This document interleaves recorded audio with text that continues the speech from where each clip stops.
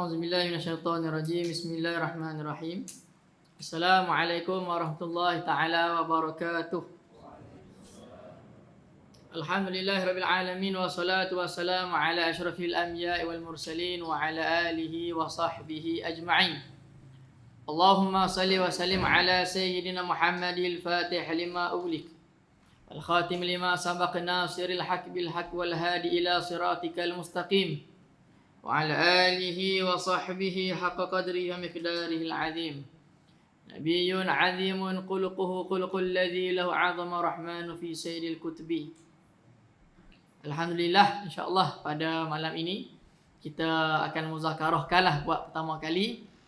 Kalau ikutkan kitab yang akan dibahaskan ataupun muzakarah pada malam ini berkaitan satu ilmu yang mana ilmu fardu ain jugalah. Sebagaimana yang kita tahu, ilmu fardu ain yang wajib untuk kita mengaji ini ada tiga kan. Satu ilmu tauhid, ilmu fiqh dan ilmu tasawuf ataupun ilmu adab. Jadi kitab yang dipilih pada malam ini pun berkaitan dengan salah satu ilmu yang wajib untuk kita mengaji. Bahkan bukan setakat mengaji, tapi kena beramai dengan apa yang kita mengaji. Ilmu ni ramai orang tahu tapi susah nak beramai. Kadang boleh bercakap tapi nak beramai itu susah. Kadang yang mengajak pun, kadang mengajak tapi nak beramai pun susah. Jadi ilmu yang kita nak mengaji pada malam ini panggil ilmu tasawuf ataupun ilmu adab, ilmu akhlak, ilmu nak mencucikan hati kita daripada segala kekotoran, sifat-sifat yang mazmumah dan nak ambil sifat-sifat yang mahmudah. Ilmu tauhid mungkin kalau orang mengaji tu bolehlah nak faham sifat 20 kenal Allah Taala wujud, qidam, baqa. Ilmu fiqh mungkin nak mengaji ni pun mudah nak faham juga hukum hakam. Mengaji tak apa, tulis faham. Tapi bila mengaji ilmu tasawuf, ilmu adab ni, walaupun dia faham, walaupun dia tulis dobit, tapi tak tentu lagi dia boleh beramai dengan apa yang dia tulis. Jadi yang kita nak bahas pada malam ni, ilmu yang berkaitan dengan nak buang sifat-sifat mazmumah pada diri kita. Itu ilmu tasawuf, ilmu adab, ilmu akhlak. Ilmu tasawuf ataupun ilmu adab dan akhlak ni kalau ikutkan, tuan-tuan dan puan-puan yang adik-adik sekalian, ilmu ni antara ilmu yang paling penting zaman Nabi Muhammad SAW. Kalau ada orang tanya pada kita, kenapa Nabi Muhammad diutuskan pada orang Arab, bangsa Arab? Tak diutuskan pada orang Melayu, tak diutuskan pada kaum-kaum yang lain, pada orang Arab. Kita kena ingat antara bangsa yang paling ganas sekali, paling kuat sekali bangsa Arab. Kalau kita duduk buat umrah ke buat haji ke duduk dengan orang Arab ni payah. Jadi Nabi Muhammad SAW Allah Taala utuskan beliau kepada bangsa Arab ni kerana waktu tu bangsa Arab antara bangsa yang paling gah, paling hebat. Sebab itu Rasulullah SAW menyebutkan bahawasanya diutuskan Nabi Muhammad SAW ni liutamima makarimal akhlak. Tak diutuskan Nabi Muhammad untuk menyempurnakan kemuliaan akhlak. Dan kita pun tahu mafhum daripada hadis Nabi Muhammad SAW menyebutkan adamani rabbi fa ahsana ta'dibi. Rasulullah SAW ini dididik oleh Allah Taala dan itulah sebaik-baik pendidikan adab dan akhlak. Maka nak bicara di sini pada malam ini mengenai adab dan akhlak. Kitab yang kita nak muzakarah pada hari ini mungkin sebahagian besar tak ada lagi kitab. Jadi mungkin kalau kata Ustaz Ikmal pun, Ustaz Luqman pun kata nanti insya-Allah kemudian nanti akan dibekalkan ataupun akan belikan macam mana kitab ni lah. Kitab yang kita nak bicara pada hari ini karangan seorang ulama besar daripada Hadramaut daripada Yaman. Yang bernama Al-Habib Abdullah bin Alawi Al-Haddad. Al-Habib Abdullah bin Alawi Al-Haddad ni salah seorang ulama besar di Hadramaut di Yaman. Dan kita pun tahu kita nak baca kitab beliau ni kerana apa? Kerana kita fikir-fikir balik antara jasa bawa Islam ke Nusantara kampung kita ni pun ulama-ulama daripada Yaman, daripada Hadramaut. Jadi paling kurang kita nak tahu ilmu yang daripada bawa ni selama ni ilmu tasawuf antaranya ini kitab dia antaranya. Macam mana cara nak kenal ibadah kita biar sah dengan hati-hati kita. Jadi pengarang kitab ni nama dia Al-Imam Al-Habib Abdullah bin Alawi Al-Haddad.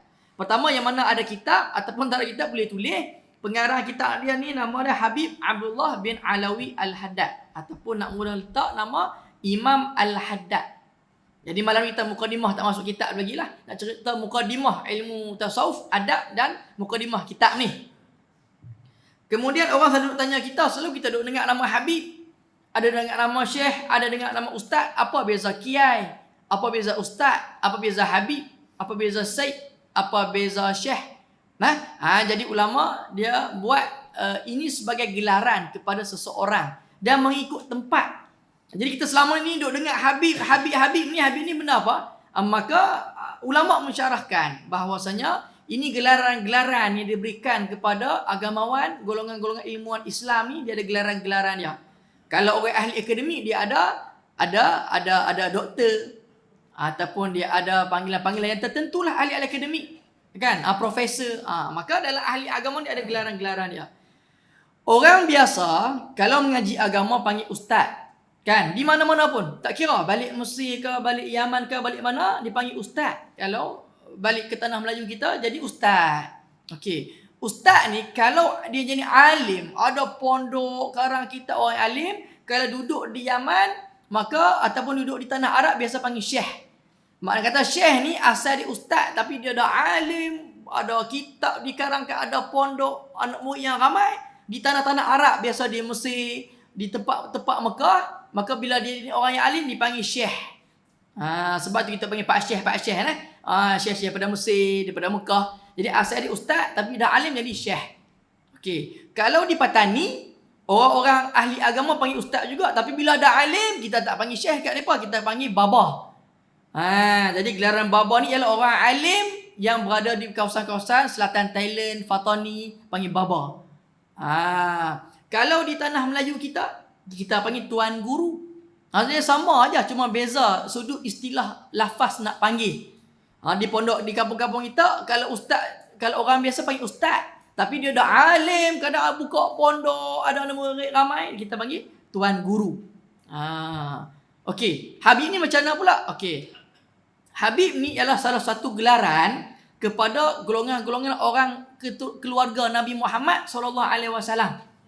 Mana-mana keluarga Nabi Muhammad SAW dia panggil Sayyid. Okey, Sayyid ini orang biasalah kita kata. Mana-mana keluarga Nabi yang lelaki dipanggil Sayyid ataupun Syarif. Itu keluarga Nabi. Okey, bila Sayyid ni dia alim ataupun dia mengaji bersungguh, ada pondok, karang kitab, cukup syarat nak menjadi tok guru, maka dia beri gelaran Habib. Makna kata Habib ni ialah orang alim yang asal itu Sayyid. Sayyid tu nama kepada ahli bait keluarga Nabi yang biasa-biasa. Tapi dah alim panggil Habib. Makna kata Habib ni macam kalimat tok guru jugalah ataupun kalimat baba jugalah. Di Indonesia kalau ustaz yang biasa dah jadi alim panggil kiai. Panggil kiai. Kalau di India, di Pakistan panggil Maulana. Bukan Maulana. Yang Maulana tu kita. Kalau di India, Pakistan, kalau ustaz-ustaz yang alim-alim panggil Maulana. Jadi semua ni ialah gelaran kepada mereka yang alim-alim yang asalnya panggil ustaz. Tapi bila alim panggil tuan guru, panggil kiai, panggil Habib, masya-Allah. Jadi pengarang kitab ni nama dia Habib Abdullah bin Alawi Al-Haddad. Makna kata bila sebut tak nama Habib ni, pertama dia memang keturunan Nabi Muhammad SAW. Yang kedua dia ni orang alim lah. Sebab tak sebut nama Sayyid, sebut nama Habib. Itu secara ringkas tak faham. Dan nama dia Abdullah bin Alawi Al-Haddad. Al-Haddad ni ialah gelaran di belakang. Al-Haddad ni gelaran apa? Dia orang Arab ni, mereka ni ada banyak gelaran-gelaran ataupun qabilah-qabilah di belakang. Ada macam-macam al. Jadi keluarga-keluarga keturunan Nabi Muhammad SAW ni, mereka pun ada gelaran-gelaran di belakang. Supaya nak membezakan keluarga mana. Kita kalau orang Melayu ni, kita gelaran di depan. Ni. Contoh. Kalau ni kita tahu ni, geng-geng ni, geng keluarga-keluarga geng ni. Ada panggil nama Megat. Ada Tuan. Ada Wan. Tu kita. Ada Megat. Tapi orang-orang Arab, khususnya keluarga Nabi Muhammad SAW ni, gelaran ni tak di belakang. Macam ni nama dia Al-Haddad. Apa Al-Haddad? Ini gelaran keluarga Nabi Muhammad SAW. Jadi keluarga-keluarga Nabi ni banyak gelaran belakang dia. Nanti kalau kita duduk mengaji ke, ada ulama-ulama Habib-Habib duduk main, tengok gelaran belakang dia. Ada nama Al-Idrus, ada Aidid, ada Al-Attas, ada Al-Haddad, ada Al-Habsyi. Ni gelaran belakang-belakang ni semua gelaran untuk keluarga Nabi Muhammad SAW. Maka imam ni nama dia Al-Habib Abdullah bin Alawi Al-Haddad. Dia karang kitab ni tapi bukan dia yang menulis Sebab Imam Al-Haddad ni tuan dan puan-puan, umur 4 tahun dah mata buta. Umur 4 tahun mata buta. Tapi hebat tak hebat dia ni, ilmu dia meliputi satu dunia. Imam Al-Habib Abdullah bin Alawi Al-Haddad yang karang kitab yang kita nak muzakarah pada minggu ni, pada bulan ni insya-Allah, iaitu orang yang asalnya lahir di Tarim tahun 1044 Hijrah, lama dah. Nah, lebih kurang 3 ke 400 tahun yang lepas, lama dah. Umur 4 tahun dia mata buta, kena penyakit. Allah Taala nak bagi ujian pada dia. Walaupun macam tu, sungguh nak mengaji. Bayangkan sebelum balik sahaja, setiap malam dia akan solat sunat lebih kurang 100 rakaat sebelum balik. Sebelum balik. Mak kata lepas balik lagi lah. Sampai kan waktu dia duduk mengaji, duduk beramal ibadah 100 rakaat, nenek dia waktu tu duduk jaga dia, kata, wahai Imam Haddad, cukup lah buat amal ibadah kuat sangat ni. Sebab apa? Tak balik lagi tapi semangat buat amal ibadah 100 rakaat. Dia akan sembahyang di masjid-masjid di Tarim, di Hadramaut, di Yaman. Di Tarim ni kecil je. Tarim ni kalau ikutkan nisbah hujung-hujung dalam 10 minit, 15 minit. Kalau naik motor, pusing dengan motor 15 minit, 10 minit. Tapi kecil Tarim ni dia ada 365 masjid dalam tu. Masjid dia bukanlah macam masjid kita, besar-besar tak ada orang. Masjid di Tarim Hadramaut ni, masjid dia kecil-kecil je. Kadang boleh muat dalam 1 saf, 2 saf, 3 saf. Tapi orang penuh. Time solat 5 waktu pun orang penuh. Time azan, Masya Allah, kita nampak syiar Islam. Di Tarim kalau azan subuh ke, azan maghrib ke, azan isyak ke, belah kanan azan, kiri azan, depan azan, belakang azan, semua dengan azan. Ni Allahu Akbar, Allahu Akbar, ni Allahu Akbar, Allahu Akbar. Suasana dia tu Masya Allah. Tak ada masalah buka speaker. Zaman lah duduk di Malaysia, buka speaker azan pun tak boleh. Awak ni Cina topik marah. Takut bangun awal sangat. Tapi di Tarim Masya Allah, buka speaker kan orang suka. Satu lagi sebab tak ada orang kafir pun. Di Yaman ni antara tempat negara Arab yang tak ada orang kafir. Antara negara yang tak ada orang kafir di Yaman. Kalau ada pun mungkin lawatan, kerja tu je. Tempatan orang Arab Yaman tak ada orang kafir. Alhamdulillah. Mazhab Imam Syafi'i di sana. Tak ada mazhab lain. Kalau ada pun sikit-sikit lah. 1-2%. Jadi Imam Al-Haddad ni asal orang Tarim lah. Lahir di Tarim, di Hadramaut.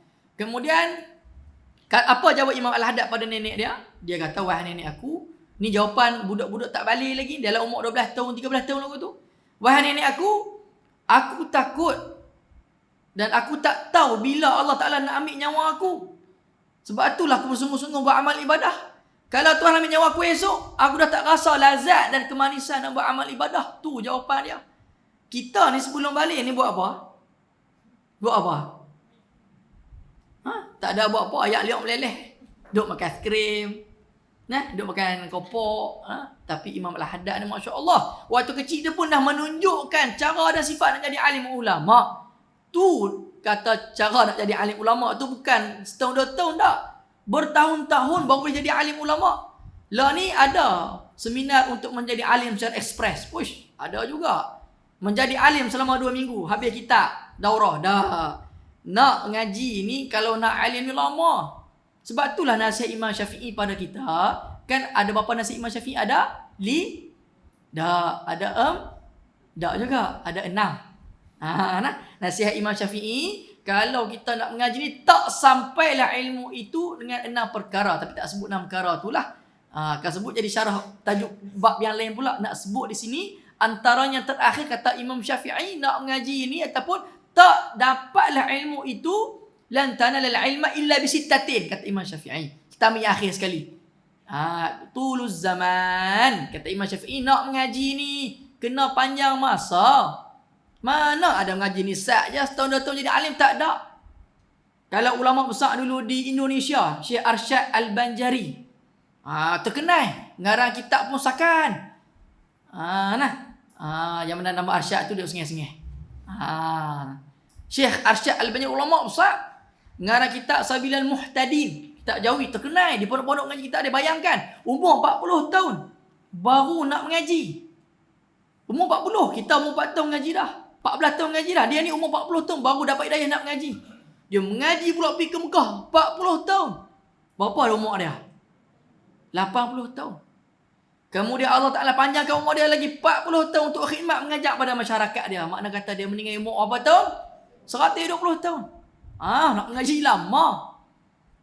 Kita Allah Ta'ala kurniakan umur, duduklah mana pun, mengajilah. Minal mahdi ila lahdi. Daripada lahir sampailah kita meninggal dunia. Imam Al-Haddad tu jawapan dia. Jadi kita nak mengaji, kita kenal juga pengarang kitab. Sebelum ni kalau nak mengaji tak kenal pengarang kitab, makna kita tak ada adab dengan pengarang kitab. Duk mengaji banyak kitab tapi bila tanya nama pengarang, Allahu Akbar, terlupa nama pengarang kitab, masalah dah. Pergi mengaji tak bawa kitab dia pula dah. Allahu Akbar. Ya teruk lagi main mengaji, bawa kitab tapi salah kitab. Tu dia. Salah ambil kitab anak, kitab tromen. Allah, nak mengaji kitab tasawuf. Jadi kena kita nak mengaji ni, ulama sebut ada adab dia. Jadi kita nak bicara malam ni semua berkaitan dengan adab dan akhlak tasawuf. Kalau nak mengaji bab fiqh ada waktu dia. Nak mengaji bab tauhid ada waktu dia. Cuma malam ni bab tasawuf kita cerita bab adab je. Jadi nak mengaji kena kenal mengarang dia. Dan kalau ulama pondok kalau dia mengajak kita, dia akan sebutkan ada beberapa sifat dan kaedah cara kalau ulama nak karang kitab, dia tu kena letak beberapa benda dalam kitab dia. Antaranya pengarang kitab kalau nak tulis kitab kena letak nama dia. Supaya amanah orang tahu. Dia nak mengajar ilmu ni, siapa pengarang kitab ni kena tahu. Dan kedua, syarat kalau nak tulis kitab kena letak tajuk kitab. Supaya orang tahu, ada nama kitab ni. Itu antara dia. Jadi kita pun kena tahu pengarang kitab ni rupanya dia ni ulama daripada Tarim Hadramut Yaman, nama Habib Abdullah bin Alawi Al-Haddad. Meninggal 1132 Hijrah. Lama dah. Nak cerita panjang-panjang pasal Imam Al-Haddad ni, nantilah ada tajuk yang khusus. Jadi kitab ni nama dia kitab Risalah Adab Sulukil Murid. Adab Sulukil Murid ni antara kitab yang menjadi silibus utama kalau nak mengaji di Tarim khususnya di Yaman. Ni kita asas nak kena tasawuf. Banyak lagi kitab Bidayatul Hidayah Imam Al-Ghazali mungkin kita tak pernah mengaji. Kita Ayyuhal Wala Imam Ghazali pun kita mungkin pernah mengaji. Kitab Minhajul Abidin Imam Ghazali pun pernah mengaji. Ihya Ulumuddin pun pernah mengaji. Cuma nak bicara di sininya, malam ni nak cerita mukadimah perkenalan. Sebab ramai tak bawa kitab, nak cerita sikit asal usul ilmu tasawuf dan ilmu adab ni. Nanti bulan depan ada rezeki baru kita baca mukadimah dan isi dalam kitab ni. Penting juga nak mengaji usul ni. Bukan kata usul apa, nak tahu kenal ilmu tasawuf, ilmu adab dan akhlak ni benda apa. Kerana sebahagian daripada kalangan ustaz-ustaz ataupun ahli-ahli agama dia tolak ilmu tasawuf. Dia kata mana ada ilmu tasawuf ni zaman Nabi. Duk kata tak ada lagu tu, mengaji tak mau.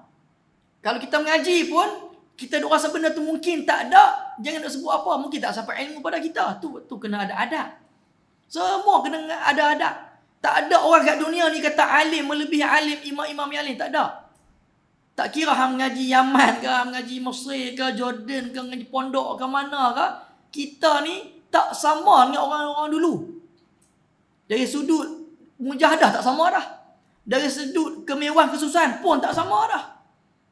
Ini memang tak sama dah kita dengan ulama-ulama dulu. Jadi jangan suka mengkritik ulama-ulama. Kita rasa kita benda tu tak yakin ataupun tak tahu sebab Allah A'lam. Itu adab dengan ilmu. Jangan malu. Kita tak lebay ke? Kita orang kata duk mengaji puluh-puluh tahun ke? Kita nak ada pondok ke? Kita nak penceramah ke? Tak tahu Allah A'lam. Tak ya. Jangan malu dengan ilmu Allah Ta'ala. Ilmu Allah Ta'ala luah. Jadi kitab Risalah Adab Sulukil Murid ni nama kitab biarlah. Macam mana kita nak sampai pada Allah Subhanahu Wa Ta'ala, nak cuci hati kita, apa adab-adabnya. Jadi nak sebut sikit. Di Malaysia kita pun ramai bila sebut ahli tasawuf, ilmu tasawuf, ilmu adab dan akhlak.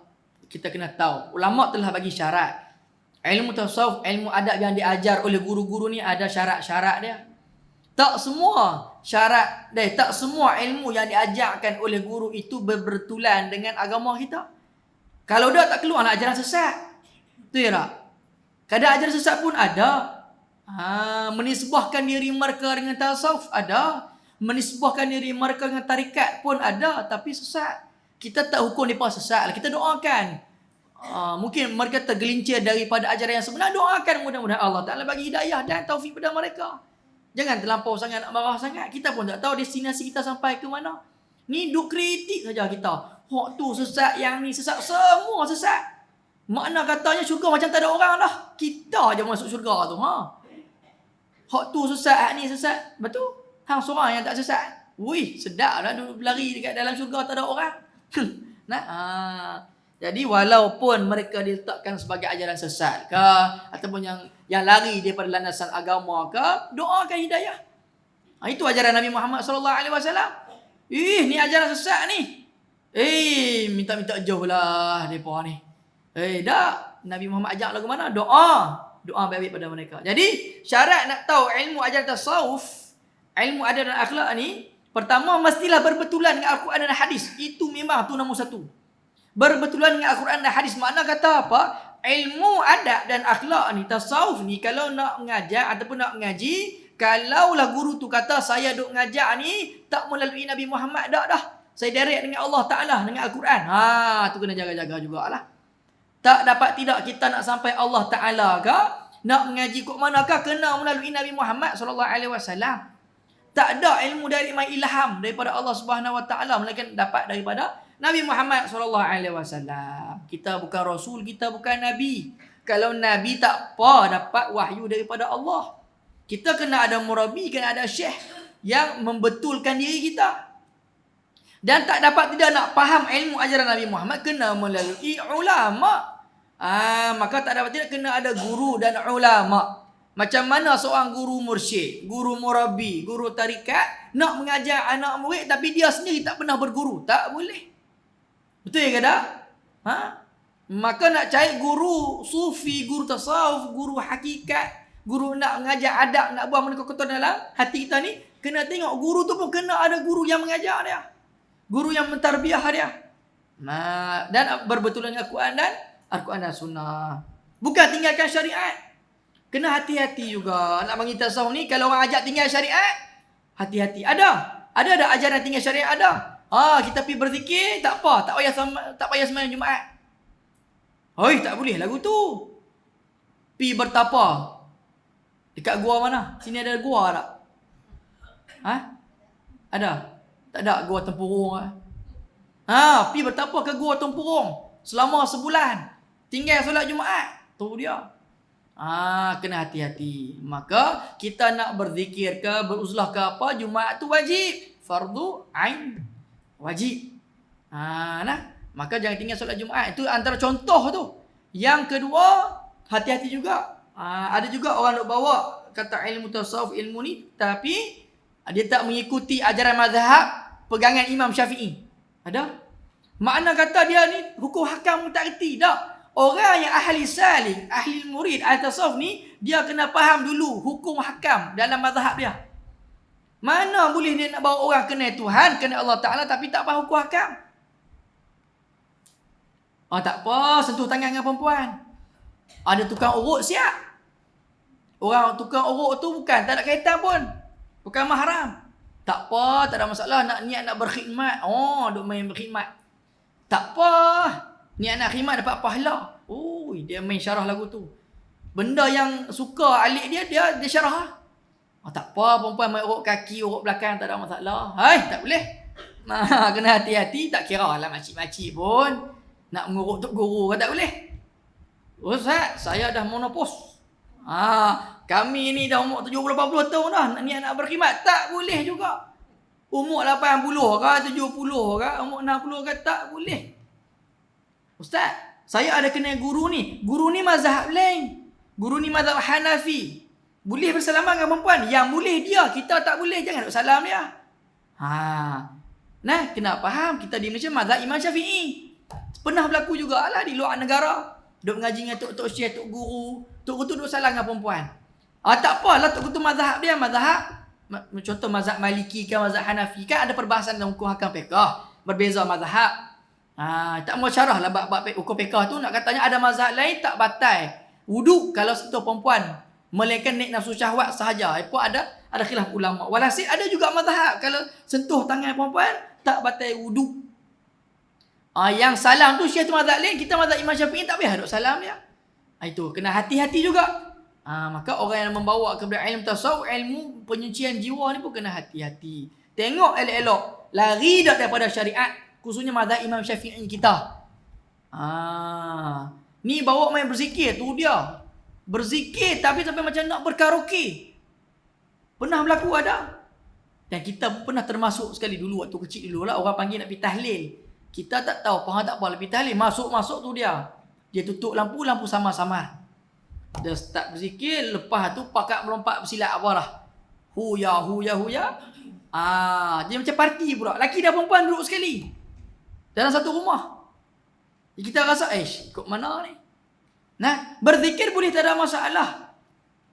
Ikut mana perjalanan tarikat tak ada masalah, tapi kena ada batasan dia. Jangan sampai hukum syariat pun tergadai. Nah, okey. Bukan salah tarikat tu, bukan salah ahli zikir tu, tapi kita tu yang salah orang tu nah. Jadi nak bawa ilmu tasawuf kena ikut syariat agama kita. Okey. Kemudian mengenai adab ni, dalam kitab kita nak ngaji, kita Imam Abdullah bin Alawi Al-Haddad ni sebenarnya masya-Allah penuh dengan adab. Penuh dengan adab-adab yang penting pada kita. Cuma orang tanya kepada kita duk ngaji kitab adab apa semua ni, kitab ulama-ulama yang muktabar ni, takkan orang-orang Melayu kita ni tak pandai, tak reti.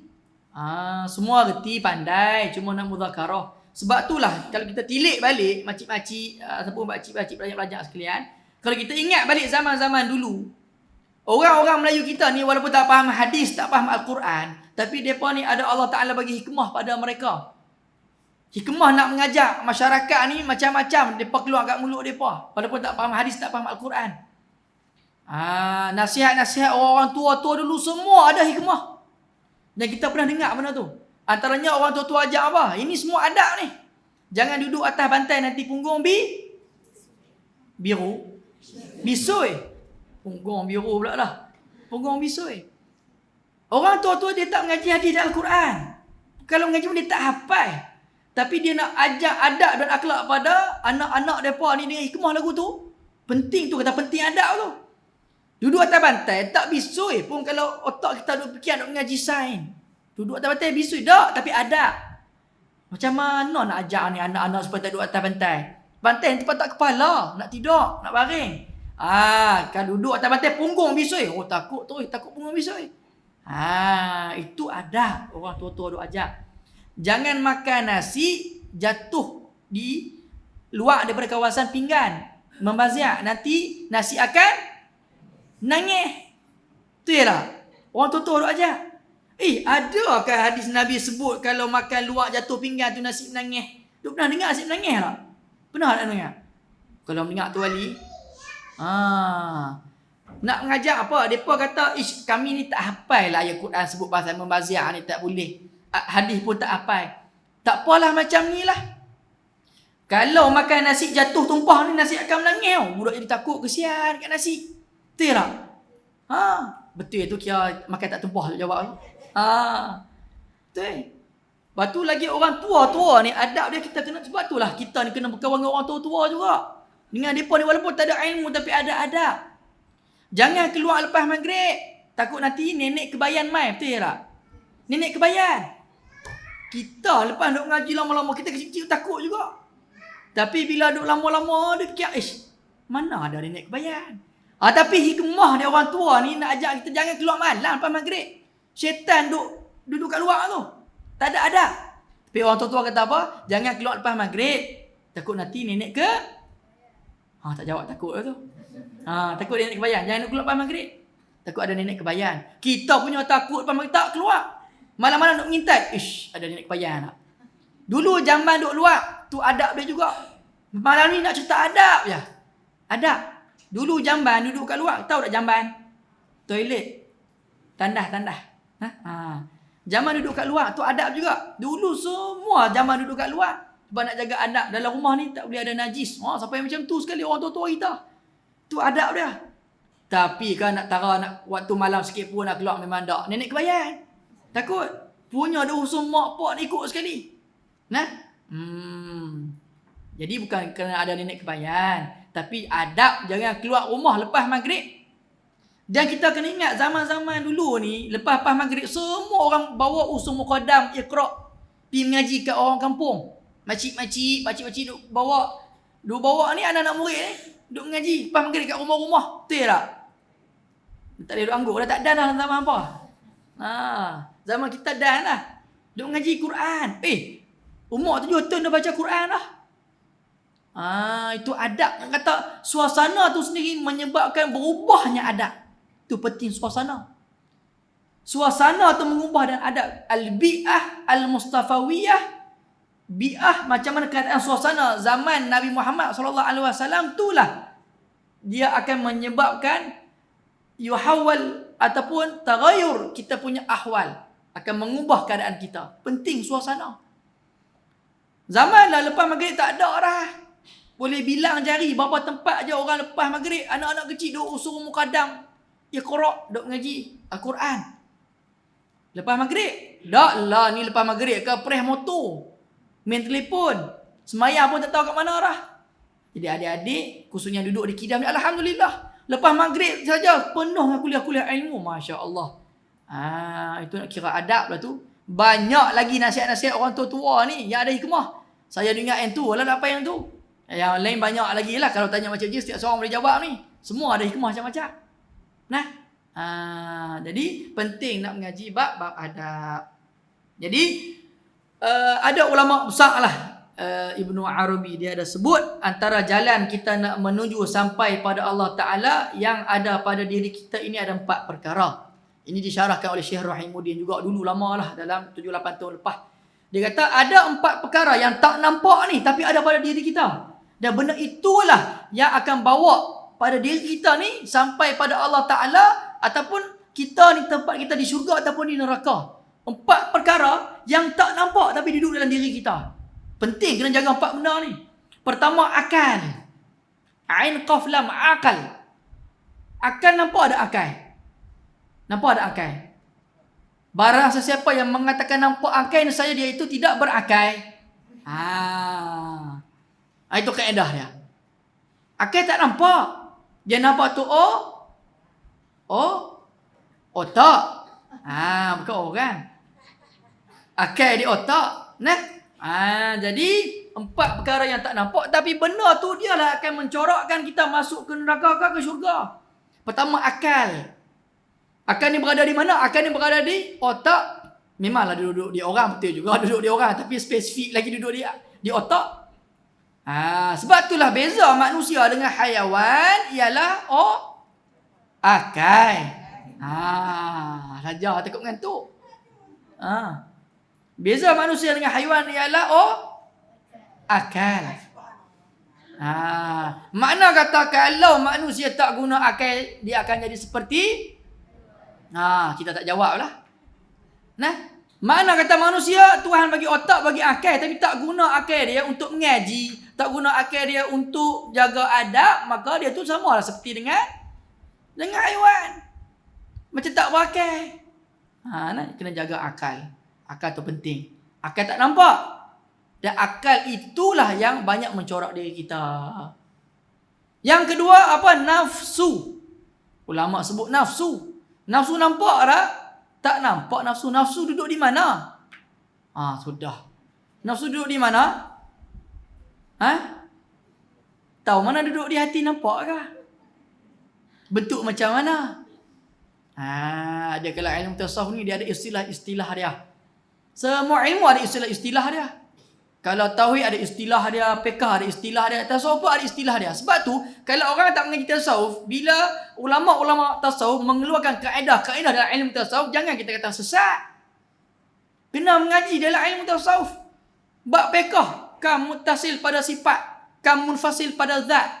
Tak pernah dengar. Tak pernah dengar tempat ngaji ilmu tauhid. Ada istilah dia. Kalau bab fiqh pula ada istilah-istilah dia. Mujtahid, fatwa, mujtahid mazhab, mujtahid mutlak. Semua ada istilah-istilah dia. Dalam ilmu tasawuf pun ada istilah-istilah dia. Jadi bila kata nafsu ni apa? Nafsu ni banyaklah ulama bagi takrifan dan apa nama takrif dia.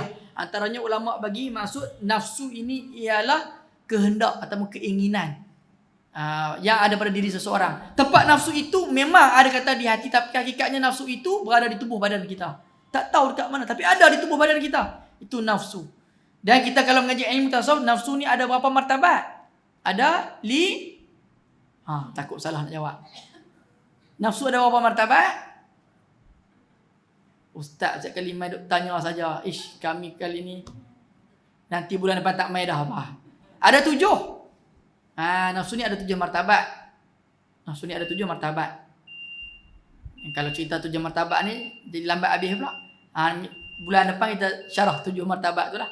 Kan? Nafsul lawamah, mutmainnah, semua tu lah. Okey. Yang ketiga ialah apa? Ialah hawa. Kita dah sebut hawa nafsu. Hawa tu lain, nafsu tu lain. Cuma panggil hawa nafsu. Bukan Adam dan Hawa. Jangan duk Adam dan Hawa lagi, duk mengaji dulu. Hawa lain, nafsu lain. Cuma kebiasaan bila disebutkan hawa, itulah nafsu. Nafsu itulah hawa. Tapi hawa hawawiyah, dia tak ada titik. Tu hawa. Bukan nama orang. Itu sifat yang ada pada diri manusia yang tak nampak. Hawa pun dia macam nafsu. Dia ada sifat keinginan juga. Sebab tu orang yang berpuasa, dia tetap ada hawa. Hawa tu ada pada diri dia. Nanti kita akan syarahkan tafsir sikit lah apa beza hawa dan nafsu ni. Cuma nak sebut secara umum dulu. Dan yang terakhir ialah hati sanubari, qalb. Qalbun. Hati zahir tu memang ada, tapi hakikatnya hati nurani tu. Qalbun, jangan tulis kalbun. Kalbun tu apa? Orang Kedah panggil anjing, tak ada ji, anjing. Kalbun, kaf ataupun k tu, kalbun tu anjing. Tak, qaf, qalbun. Q, qalb. Itu hati sanubari. Hati sanubari tak nampak. Yang kita duk rasa kecewa, duk sakit hati, itu tempat dia di mana? Di qalb, di hati sanubari. Itu tempat dia. Kadang sedih sangat, dia rasa sakit. Sakit tu bukan di hati tu, bukan hati yang zahir tu, di hati sanubari. Jadi ulama kata 4 benda ni lah yang akan bawa kita kenal Allah Ta'ala ke syurga ke neraka. Jaga elok 4 perkara ni. Yang pertama ialah akal. Kedua ialah nafsu. Yang ketiga hawa. Yang keempat hati. Ada satu lagi ulama tambah, iaitu roh. Iaitu roh. Roh nampak ke tak? Tak nampak. Sifat roh ni macam mana? Tak tahu. Ulama mensyarahkan roh ni, Allah Ta'ala dah cipta roh ni 1000 tahun sebelum Allah Ta'ala menciptakan jasad kita. Kalau kita mengaji Al-Quran, qalu bala syahidna, dalam Al-Quran sebut, kami semua bersaksi pada Allah Ta'ala. Sebab tu kita fikir elok-elok.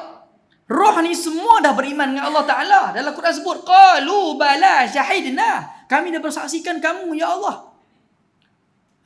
Tapi roh ni bila tumpang pada zat, dia akan ikut zat tu lah lagu mana. Sebab tu bila orang duk watan, duk tibai, duk pukul, sakit tu bukan sakit di jasad, sakit di roh tu yang sakit. Tu ya tak? Nak jawab takut salah, tak jawab kata takut tak cerdik. Betul ke tak? Sebut wallahu a'lam. Itu jawapan dia. Nampak kemas sikit. Kita duk orang duk tibai, duk katuk, duk pukul ni, sakit tu di roh ke di jasad?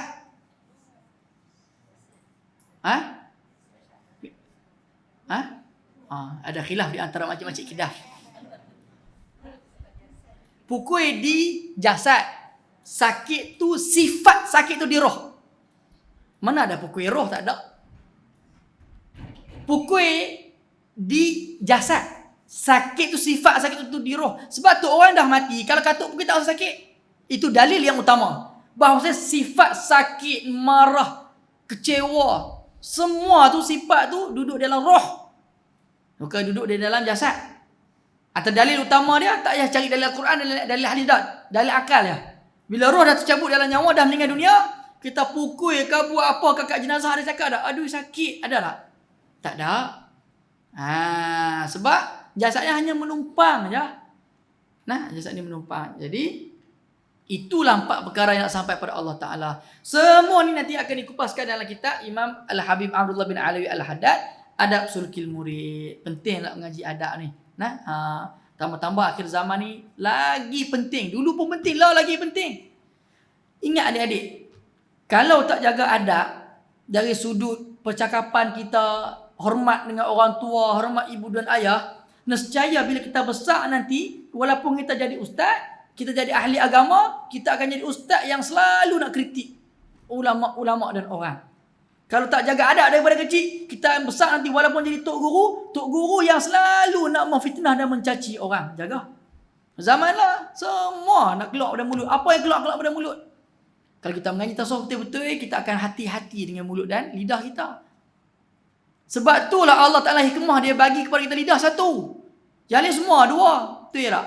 Kerana satu, nanti kita kalau mengaji kitab Penawar Bagi Hati, Syekh Abdul Qadir Mandiri dia ada sebut, kenapa hikmah Allah Ta'ala jadikan lidah ini sifat zat anggota pada tubuh manusia dengan satu. Yang lain semua dua.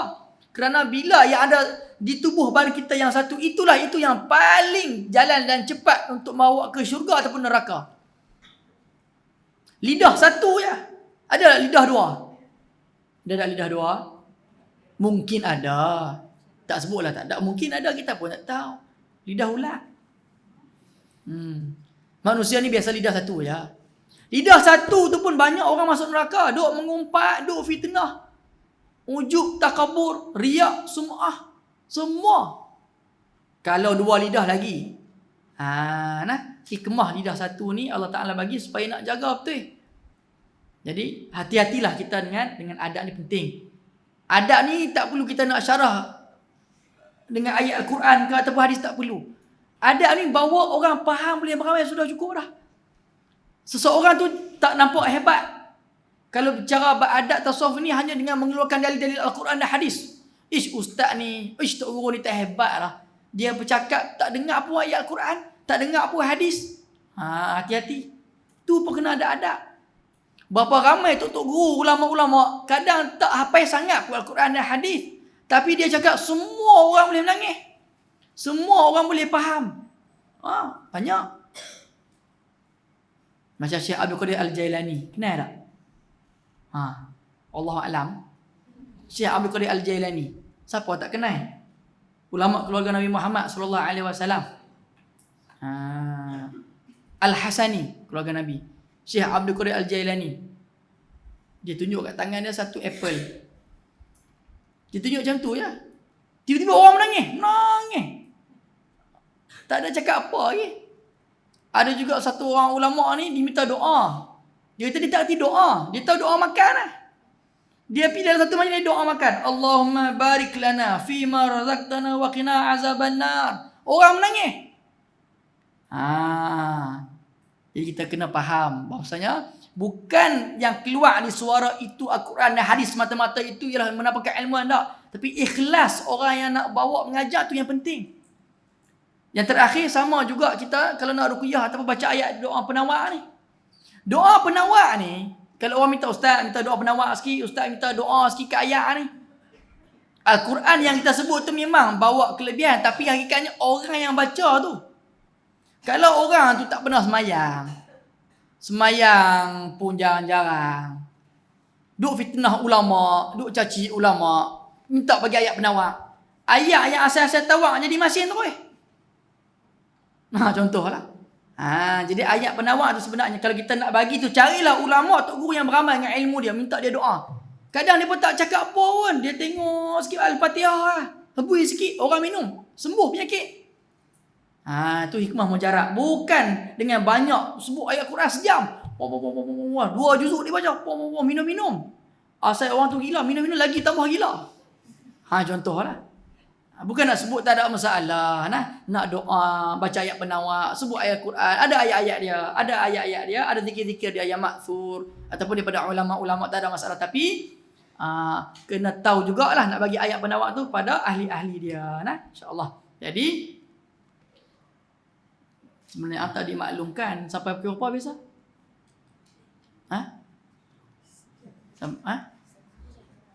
Boleh dah ni slow-slow lah. 2-3 minit lagi lah. Jadi alhamdulillah lah. Ini muqaddimah sahaja mengenai bab adab, bab akhlak. Sebelum ni kita dah mengaji dah banyak bab akhlak, bab adab ni, akhlak dan adab ni. Cuma saja nak sentuh sahajalah. Kita nak bermuzakarah ataupun tanbih, peringatan sahaja. Kita ni kena selalu kena tegur. Kena selalu ada orang yang nasihat. Supaya kita ni sentiasa bertambah ilmu kita. Bukan mana aku dah mengaji tak apa ada. Itu pun adab juga. Ada banyak anak murid pun kena ingat. Anak murid kalau tok guru mengajar, kita dah tahu, jangan kata tahu, kata tak tahu. Itu cara adab dia. Contoh tok guru mengajar ini bab rukun wudu. Rukun wudu ada berapa? Ada berapa? Oh dia rukun wudu ada 14. Tu rukun sembahyang. Rukun wudu kalau ada 14 tu, uish, payah juga tu. Ada berapa? Ada 6. Contohlah. Tok guru mengajar dah rukun wudu ada 6. Bila tok guru mengajar pula yang lain tu Ustaz Limeh, rukun wudu ada 6 ini. Ustaz, kami dah mengaji dah ni. Ajar kita lain.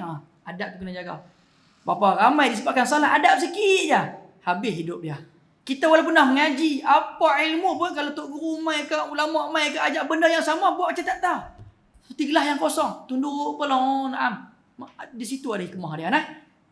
InsyaAllah mudah-mudahan nanti ada rezeki bulan depan kita akan buka kitab ni, kitab Risalah Adab Sulki Murid Imam Adab. Kita akan baca mukadimah dia dan akan masuk dalam isi kitab dia. Alhamdulillah, insya-Allah.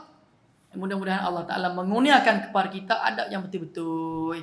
Adab dengan orang tua, adab dengan orang yang lebih muda pada kita, adab dengan ibu dan ayah, semua tu ada adab. Adab masuk tandas, adab dengan keluarga, adab dengan semua sekali ya. Jadi insya-Allah mudah-mudahan Allah Taala menjadikan kita orang yang berilmu dan beramal dengan ilmu kita. Wallahu taala alam. Assalamualaikum warahmatullahi taala wabarakatuh. Bismillahirrahmanirrahim. Alhamdulillahirabbil alamin wassalatu wassalamu ala asyrafil anbiya'i wal mursalin wa ala alihi wa sahbihi ajma'in. Allahumma ighfir lana dzunubana wa liwalidayya warhamhuma kama rabbawna shaghira wa li jami'il muslimina wal muslimat wal mu'minina wal mu'minat al ahya'i minhum wal amwat bi rahmatika ya arhamar rahimin. Allahumma faqihna fid din wa 'allimna ta'wil wahdina ila sawa'i sabil.